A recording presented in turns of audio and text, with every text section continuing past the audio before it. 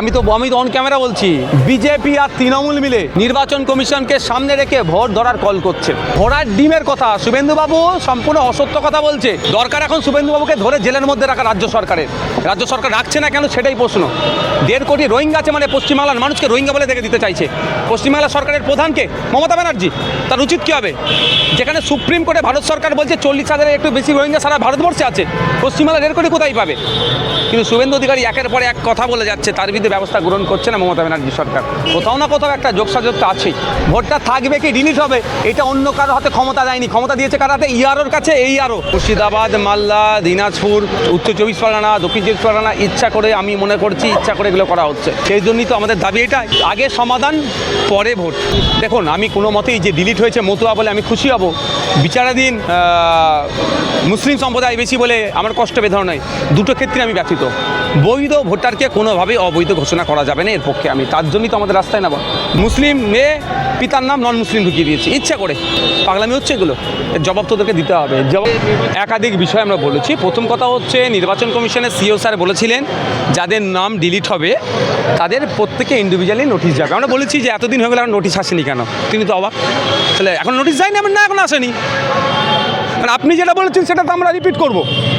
বলছে ঠিক আছে, আমি কথা বলছি, নোটিশ চলে যাওয়া দরকার। কারণ নোটিশটা কী কারণে ডিলিট হয়েছে সেটাকে চ্যালেঞ্জ করা যেতে পারে ডিওর কাছে, তারপরে সিওর কাছে, একটা কথা। দ্বিতীয় কথা, আমরা বলেছি যে আমাদের যেটা দাবি, যে 60 লক্ষ অ্যাডজুডিকেশন আছে, মানুষ হচ্ছে আতঙ্কিত ওই জায়গাতে, ভোট দিতে পারবো কি পারবো না।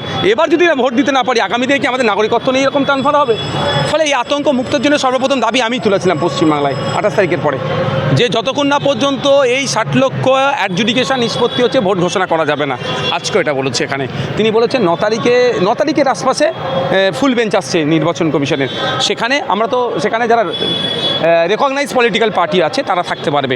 পশ্চিমবাংলায় এই ধরনের 8টা পার্টি আছে, তো তারা থাকবে।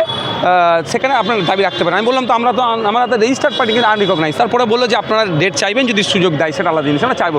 কিন্তু আমি চাইবো মিডিয়ার মাধ্যমে যারা রেজিস্টার রেকগনাইজ পলিটিক্যাল পার্টি আছেন, যে 9 তারিখে আপনারা যখন 9 তারিখ বা সিও চিফ আপনার নির্বাচন কমিশনের যিনি টপে আছেন তার সাথে যখন বসবেন, আপনার এই দাবিটা রাখবেন, যতদিন না পর্যন্ত এই 60 লক্ষ অ্যাডজুডিকেশনে মামলা নিষ্পত্তি হচ্ছে, আপনারা ভোট ঘোষণা করবেন না।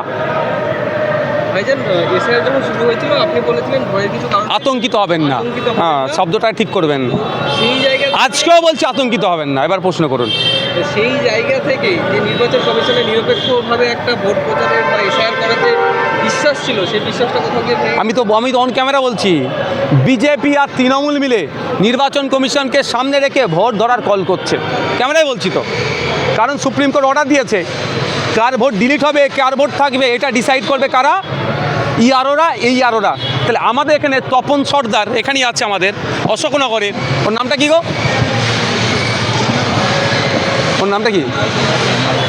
জয়নাল খান।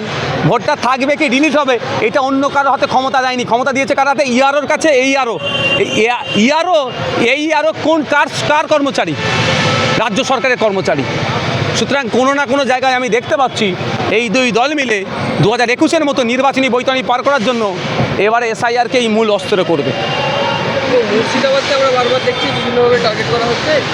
লিস্টের ক্ষেত্রেও মুর্শিদাবাদের অনেক ভোটারদেরকে বিচারাধীন অবস্থায় রেখে দেওয়া হয়েছে। মুর্শিদাবাদ, মালদা, দিনাজপুর, উত্তর 24 পরগনা, দক্ষিণ 24 পরগনা ইচ্ছা করে, আমি মনে করছি ইচ্ছা করে এগুলো করা হচ্ছে।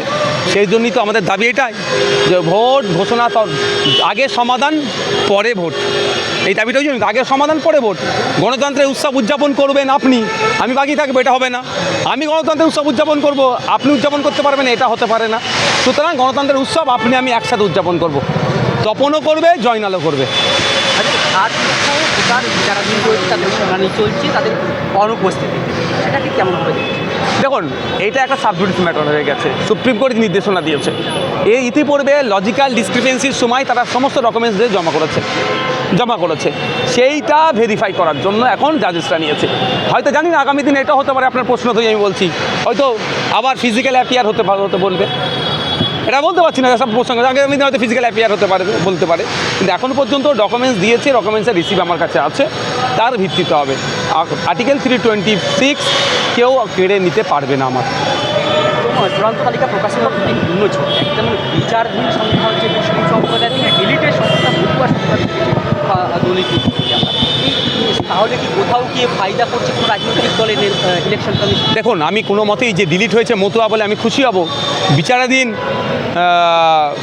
মুসলিম সম্প্রদায় বেশি বলে আমার কষ্ট বেদনা নয়। দুটো ক্ষেত্রে আমি ব্যথিত। বৈধ ভোটারকে কোনোভাবেই অবৈধ ঘোষণা করা যাবে না, এর পক্ষে আমি, তার জন্যই তো আমাদের রাস্তায় নেব। ডে 1 থেকে সাইয়ানের রাস্তায় আছি। আর এটাও আমি আপনাদের জানিয়ে রাখি, প্রয়োজনে পার্টির ঝান্ডা পার্টি অফিসে তুলে রাখবো। মানুষের স্বার্থে, সে দলিত হতে পারে, আদিবাসী হতে পারে, হিন্দু হতে পারে, মতুয়া হতে পারে, মুসলমান হতে পারে, মানুষের স্বার্থে প্রয়োজনে পার্টির ঝান্ডা তুলে দিয়ে জাতীয় পতাকা হাতে নিয়ে রাস্তায় নামবো। সিও দপ্তর তো বলছে যে নামের ভুলগুলো হয়েছে, ছোটোখাটো বাড়িতে কোনো কাজ করতে গেলে ছোটোখাটো ভুল হতেই পারে, এগুলো কি ছোটোখাটো ভুল দেখছে না? ব্যর্থতা স্বীকার করছে না, এড়িয়ে যাওয়ার চেষ্টা হচ্ছে। নামে দেখেছেন কী ধরনের ভাষা, একপক্ষে তো গালিগালি, বাবার নামে সার নেমে গালিগালাজ ঢুকিয়ে দিচ্ছে। আরে মুসলিম মেয়ে, পিতার নাম নন মুসলিম ঢুকিয়ে দিয়েছে ইচ্ছা করে। পাগলামি হচ্ছে এগুলো, এর জবাব তোদেরকে দিতে হবে। জবাব চাওয়ার জন্যই তো আমরা রাস্তায় নেমেছি। বাংলাদেশি রোহিঙ্গা খোঁজার জন্য এসআইআর হলো, তাদের পাওয়া গেল না। সিও দপ্তর কি ঘোড়ার ডিমের কথা শুভেন্দুবাবু সম্পূর্ণ অসত্য কথা বলছে। দরকার এখন শুভেন্দুবাবুকে ধরে জেলের মধ্যে রাখা রাজ্য সরকারের। রাজ্য সরকার রাখছে না কেন, সেটাই প্রশ্ন। 1.5 কোটি রোহিঙ্গা আছে, মানে পশ্চিমবাংলার মানুষকে রোহিঙ্গা বলে দেখে দিতে চাইছে। পশ্চিমবাংলা সরকারের প্রধানকে মমতা ব্যানার্জি, তার উচিত কী হবে? যেখানে সুপ্রিম কোর্টে ভারত সরকার বলছে 40,000-এর একটু বেশি রোহিঙ্গা সারা ভারতবর্ষে আছে, পশ্চিমবাংলা 1.5 কোটি কোথায় পাবে? কিন্তু শুভেন্দু অধিকারী একের পর এক কথা বলে যাচ্ছে, তার বিরুদ্ধে ব্যবস্থা গ্রহণ করছে না মমতা ব্যানার্জি সরকার। কোথাও না কোথাও একটা যোগসাযোগ তো আছেই। সিও দপ্তরকে কি জিজ্ঞেস করছেন যে কত রোহিঙ্গা বা কত বাংলাদেশি পাওয়া গেছে এখন পর্যন্ত? সিওর একটা রাইটের মধ্যে পড়ে না। সিওর ইলেকশন কমিশনের রাইট নাই কে ভারতীয় নয় তার আইডেন্টিফাই করা। আমি উদাহরণ দিয়ে বলছি, আমি ইলেকশন কমিশনকে যে বলতে পারি যে পিজি হসপিটালে ডক্টর নাই কেন, প্রাইমারি স্কুলে টিচার নাই কেন, রাস্তাঘাট ভাঙা কেন, এটা বলতে পারি না। যেমন এটা বলতে পারি না ও ভারতীয় কি ভারতীয় নয়, এটা বলতে চাই না। অর্থাৎ এদের এটা এখতিয়ারের মধ্যে পড়ছে না। এদের এখতিয়ার হচ্ছে স্বচ্ছ ভোটার লিস্ট তৈরি করা, কন্ডাক্ট করানো, ভোট করানো, এটাই কাজে দেয়। এর বাইরে এদের কোনো রুল নাই। Thank you. ধর্মনিরপেক্ষতা নাতে থাকবে না ভারতবর্ষে। ওকে, তো আমি তো ওই জন্যই বলছি, ইতিপূর্বে অনেক বাজে বাজে কথা বলেছে, ধরে জেলের মধ্যে রাখা দরকার। দুর্ভাগ্য পশ্চিমবাংলার পুলিশ মন্ত্রী শুভেন্দুবাবুকে বাইরে ছেড়ে রেখেছে। আর আপনি একটু খবর করুন, অন্যায়ের বিরুদ্ধে খবর করুন, শাসকের বিরুদ্ধে যাবে, আপনার বাড়ি নোটিশ এসে যাবে, আপনার চ্যানেলকে স্ট্রাইক মারবে, এই করে যত ধরনের অগণতান্ত্রিক পন্থা আপনার উপরে চাপিয়ে দেওয়ার চেষ্টা করবে। এটা সরকার না, এটা সার্কাস চলছে। দরকার শুভেন্দু অধিকারীকে ধরে জেলে রাখার, তার পরিবর্তে আপনাকে জেলে রাখার পরিকল্পনা করছে। Thank you.